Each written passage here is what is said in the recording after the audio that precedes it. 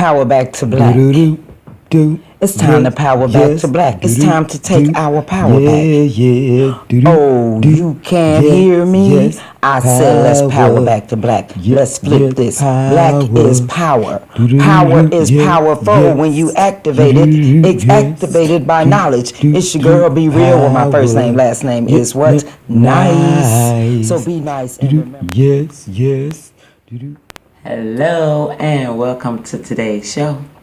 It's your girl, Be Real, where my first name, last name is Nice, and I am excited as always. Today I am coming to you from my real corner. I am Be Real today. You know, yesterday I was in the powerful corner, but today I'm over here in the corner of Be Real. Be Nice resides over there, so over here you get Be Real. So you know what, I woke up with some things on my mind and I thought, what? Time to hit record. But first I wrote down some things. So hey, from the real corner, you know you about to get it real. So sit back and chill and get ready for some poetry with your girl, Be Real. Okay? Keeping it real, 2 and 2.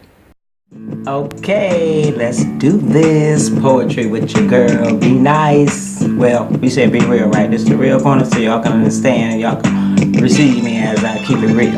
Okay? So keeping it real, doeth not wisdom cry, and understanding put it forth in truth. She standeth in the top of high places, by the way in the places of her path. She standeth at the gates, at the entry of the city, at the coming ins of the doors. Unto you, woman, I call, and my voice is to the sons of man. My mouth shall speak righteousness, my lips shall utter goodness. Wickedness is an abomination to my tongue. So may the words that flow from my mouth speak wisdom, so that minds are changed, goals are made, old wounds are healed, and dreams are now being filled. May the words that flow from my mouth add power to your self-esteem, driving you to your biggest dreams, allowing the world to know that we're all truly kings and queens. Kings and queens, my brothers and sisters. But does he know? And does she know? I think not. So I wrote a letter to my sister and I wrote a letter to my brother. You know, I was feeling some kind of way, so I said I'm going to say a few things about how I feel today. So I said to my sister, dear sister, the ones that keep on choosing the not ready man, ones that can't help you stand, ones that don't have a plan, ones that already have baby mama drama, answer this.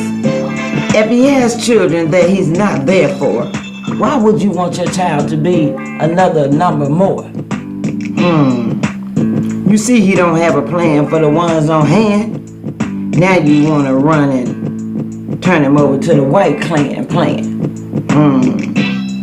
Now you have another brother not ready that's in chains, going through the system, dealing with charges and changes, all because decisions was made to lay and play, not stand and stay when babies are being born. Stop making babies with boys that only see us as toys, my sister. Wait for a real man. Dear sister, he'll be expecting a real lady, not a baby mama with a bunch of drama.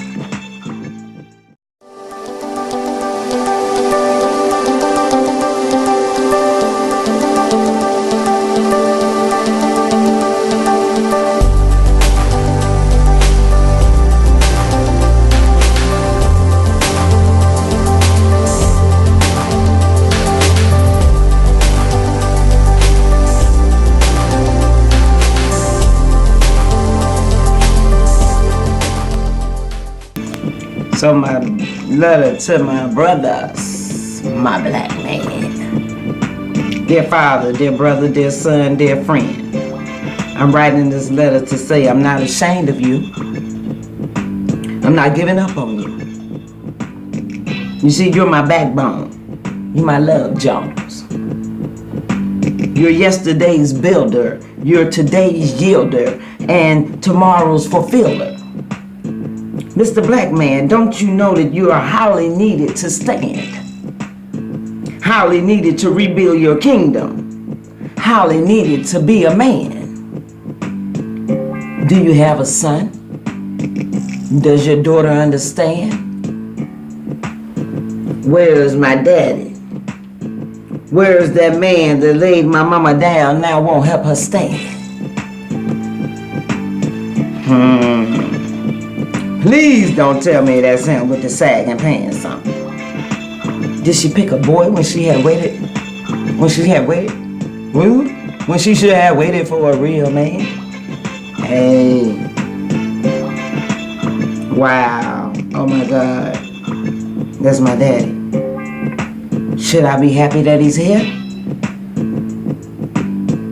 Walking around wearing his clothes like he don't care? Now he has to go to daddy be well. Because you see, mama done put all her children on welfare. Mama said, why you looking at me all crazy? And daddy said to mama, because you lazy. Running around having babies with all these boys and they can't even afford to buy them Christmas toys. Mama said, well, you better get it together or you gonna have to go downtown. Oh, so I gotta live with you or pay child support, daddy said. Mama said, make your choice. And daddy said in his reggae voice, girl, don't you know? You done went and got you one by a reggae man. You done went and got you one by a disabled man. Are you disability? Or you didn't know that you can't stand?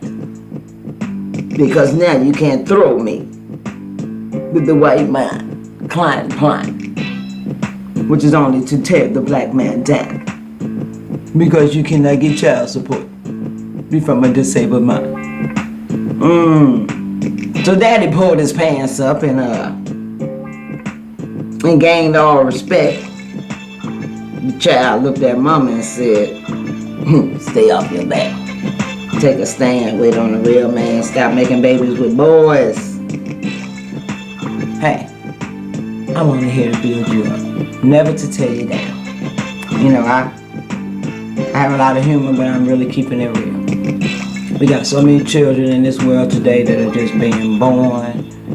Young girls just having unprotected sex, getting pregnant by boys who babies themselves. You figure if you 15 and you pregnant, by the time you 30, you got a 15-year-old and you just 30-year-old. You just living your life. You just beginning. My daughter's 30 years old. She has no children. She's living her life. I wouldn't even want to imagine what it would be like for her to have a 15-year-old at this point in her life and to see what the conditions of our 15-year-old children are today. It blows my mind. So, you know, a lot of what I write in poetry, I try to speak poetically, motivationally, but I have to come real, and that's keeping it real. Stop having all these babies by these boys. Just stop having sex. Just say no. I mean, like, set some goals. Have a plan. You're a young lady, have a plan. Let it be your goal. Wear it with pride and authority. Stay a virgin. Stay a virgin at least until you can complete high school. How about that? That was a goal I set for my daughter. That was a goal that wasn't set for me, but it was set by me. And fortunately, I didn't get pregnant till I was getting ready to graduate high school. I was 18 years old, but that caused me some setbacks. And I played around with it. Had my daughter at 18, dropped out of high school in 12th grade, and I kept talking about I'm gonna go back. And didn't go back till my daughter was about to graduate high school herself, but she followed the goals that I set for her, and I had to take those same goals and set them back on myself.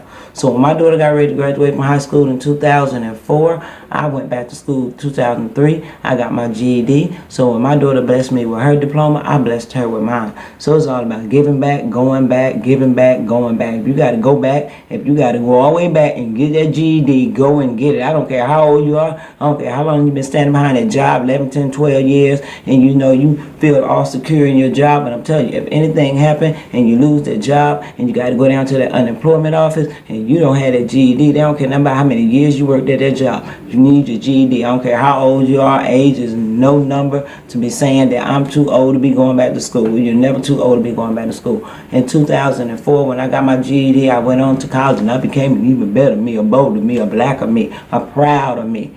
I'm the me that I am glad to say today I am, because I went back and bettered myself. I bettered myself for my children. I bettered myself, for my life. For after procrastinating for 18 years.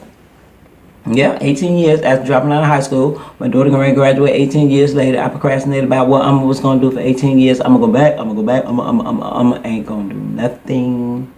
Nothing what I'm going to do, you have to do it. You have to take the initiative and say, I'm going to do this. I'm going to go and get my GED. I'm going to go and finish this degree. I'm going to do whatever's necessary. And if you can't afford to go back to college, guess what? The library is free. I love going to the library. There's so much free knowledge in the library. So get your library card. If you don't have nothing else, you should have an identification card and you should have a driver's license. And if you have age, you should leave. Well, I said driver's license, but I mean you should have an identification card and you should have a library card.